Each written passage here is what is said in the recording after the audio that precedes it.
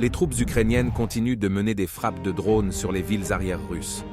Dans la région de Koursk, un drone a attaqué Kourchatov, où se trouve une centrale nucléaire.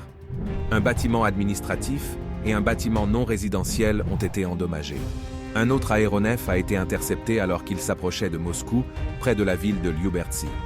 Grâce au bon fonctionnement des systèmes de défense aérienne russes, il n'y eut aucune victime ni destruction.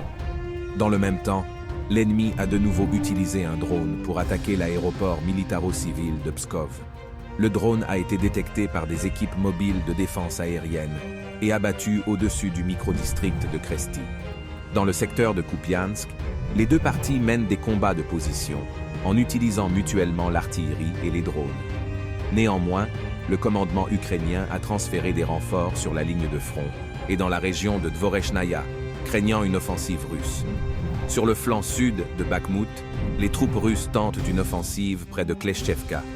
Le commandement ukrainien transfère hâtivement des réserves vers la ligne de front, essayant d'empêcher la perte des hauteurs clés à proximité du village. Lors de la journée de la connaissance, l'armée ukrainienne a lancé une frappe massive avec des armes de l'OTAN sur l'agglomération de Donetsk. Des bâtiments résidentiels et des infrastructures ont été endommagés. 3 personnes ont été tuées, dont une fillette de 6 ans, et 23 autres ont été blessées. Dans la région de Zaporojye, les autorités ukrainiennes ont évacué les habitants des villes de première ligne.